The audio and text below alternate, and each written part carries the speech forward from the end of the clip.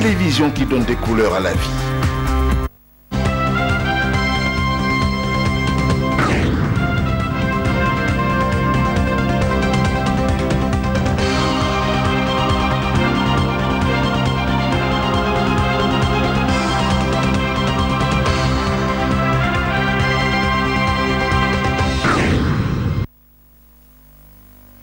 Mesdames, Messieurs, bonjour et bienvenue à cette édition de la mi-journée, le sommaire. Un seul titre pour cette édition, le personnel du ministère de l'Intérieur a présenté hier après-midi ses vœux de nouvel an au ministre Hassoumi Massaoudou. Les détails dans un instant.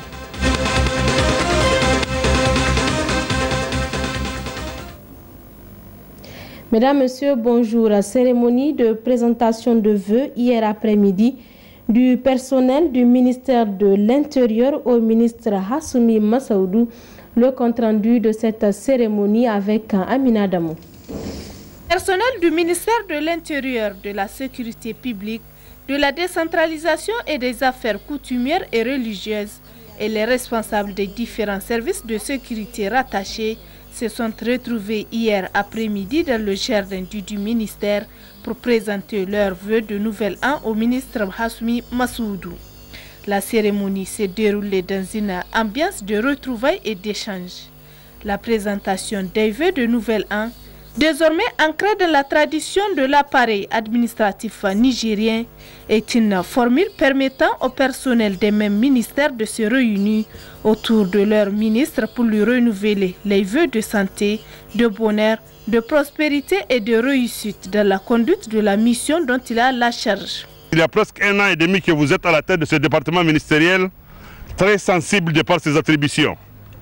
Au cours de cette période, nous avons pu apprécier votre ardeur au travail, mais surtout votre engagement résolu à faire fonctionner avec efficience et efficacité l'administration de notre département ministériel. Nous avons pu apprécier également votre grande expérience dans la gestion sécuritaire, celle de l'administration territoriale et surtout votre connaissance profonde des dossiers, comme en témoigne la qualité de vos prestations à chacune de vos interventions.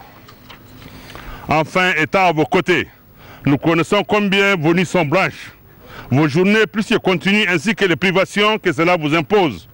Tout cela afin d'assurer à nos braves populations la paix et la quiétude nécessaires au libre exercice de leurs activités. C'est dire, Monsieur le ministre, même si cela peut heurter l'humilité qui vous caractérise, que son Excellence M. Issou Mamadou, président de la République, chef de l'État, ne s'est pas trompé en vos confiances au département ministériel.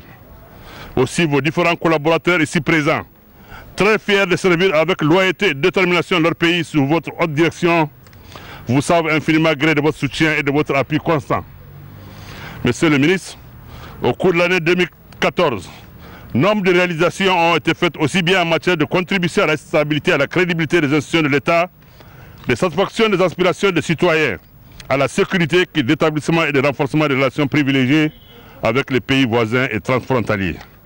Que Dieu le Tout-Puissant, le très miséricordieux, vous protège et vous assiste. Bonne et heureuse année, Monsieur le ministre. S'adressant au personnel présent pour la circonstance, le ministre de l'Intérieur, Hassoumi Massaoudou, s'est dit satisfait de la collaboration, surtout du travail remarquable de la police nationale, de la garde nationale et les services de protection civile, communément appelés les sapeurs-pompiers, pour assurer le jour comme nuit la sécurité des populations nigériennes. Je voudrais donc à tous vous dire combien j'ai été jusqu'ici en tout cas heureux de travailler avec vous. J'ai pu apprécier la loyauté de chacun d'entre vous et la compétence avec laquelle vous gérez les dossiers. C'est un ministère du quotidien, c'est un ministère de l'urgence. Évidemment, comme c'est un ministère spécial tel que je viens de le décrire, tout est urgent, tout est important et tout doit être fait rapidement et bien fait. Évidemment, c'est un défi difficile généralement à relever. Il faudra le faire pourtant parce que c'est cela le prix de la bonne administration de notre territoire, c'est le prix de la sécurité de nos populations et de leurs biens. Donc c'est une mission noble, difficile. Donc c'est vraiment pour dire que je suis reconnaissant, je tiens à témoigner de la reconnaissance de nos populations, en tout cas des autorités de ce pays, vis-à-vis de chacun et de chacune d'entre vous. l'administration, le personnel d'appoint, le personnel de soutien, tout ce monde qui travaille dans l'ombre et que les gens ne connaissent pas, font que le Niger est en tout cas bien encadré, bien administré, et que la sécurité des biens et des personnes, malgré les menaces, malgré les défis, est assurée sur l'ensemble du territoire de ce pays. Donc je voudrais vous souhaiter bonne et heureuse année et vous remercier et espérer que nous allons continuer à travailler mieux et ensemble. Que Dieu sauve le Niger, que Dieu nous garde et que l'avenir soit encore meilleur. Je vous remercie. Le secrétaire général du ministère de l'Intérieur a par ailleurs affirmé que chaque Nigérien doit tirer une légitime fierté des actions du ministère et se convaincre de ce que tous les exploits sont permis. Célébration ce week-end de la 5e édition du Mawlud à Danchandou. Les fidèles musulmans venus de Fakara, de Niamey et d'ailleurs ont participé à cette cérémonie. Il était exactement 3h33 du matin lorsque Khalifa Habibou Abdou Issa, remplaçant de fait Cheikh Abdou Issa, a effectué son apparition publique à cette 5e édition de la célébration du Mouloud à Danchandou. À la cour royale où se déroule la célébration du 7e jour du Mouloud, il a été accueilli par une foule immense de fidèles musulmans, femmes, hommes, enfants et veillards venus de tous les coins du Fakara, de Niamey et d'ailleurs. Après près de 4 heures d'horloge d'invocation divine et de sensibilisation sur les préceptes de l'islam, Khalifa Habibou Abdou Issa et ses fidèles se sont prononcés au public en ces termes.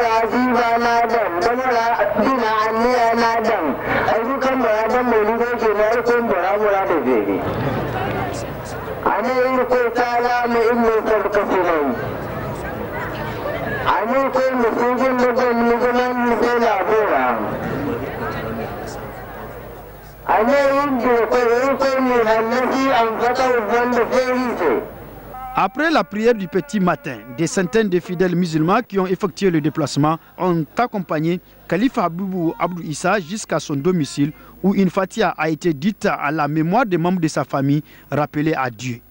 La célébration de la 5e édition du 7e jour du Mouloud à Danchandou a mobilisé plus que par les années précédentes selon l'avis des avertis. Et s'est achevé dans une cordiale fraternité. Rendez-vous est alors pris, plaise à Dieu, en 2016 pour la 6e édition. Autre aspect de cette édition, une marche républicaine a été organisée dimanche dernier à Paris. Une marche à laquelle ont pris part plusieurs chefs d'État africains, dont le nôtre Mahamadou Issoufou. Que pensent les Nigériens de la participation de notre président à cette marche? Réponse dans ce micro-trottoir. D'abord, je la condamne dans son fond, dans sa forme, en tant que musulman. Et je ne veux pas comprendre pourquoi un chef d'État africain va participer. Et musulman, je le précise, va participer à ce genre de manifestation, à ce genre de marche. Je ne le comprends pas. Mais c'est vrai, je le comprends parce qu'il veut protéger le régime. Et parce qu'aujourd'hui, pour certains chefs d'État, ce n'est plus le peuple qui les amène au pouvoir, c'est la presse qui les amène au pouvoir. Donc, leur peuple ne compte pas pour eux. On sort complètement dans le cadre religieux. Si quelqu'un tue pour des causes réelles que vous connaissez, pourquoi participer à cette marche?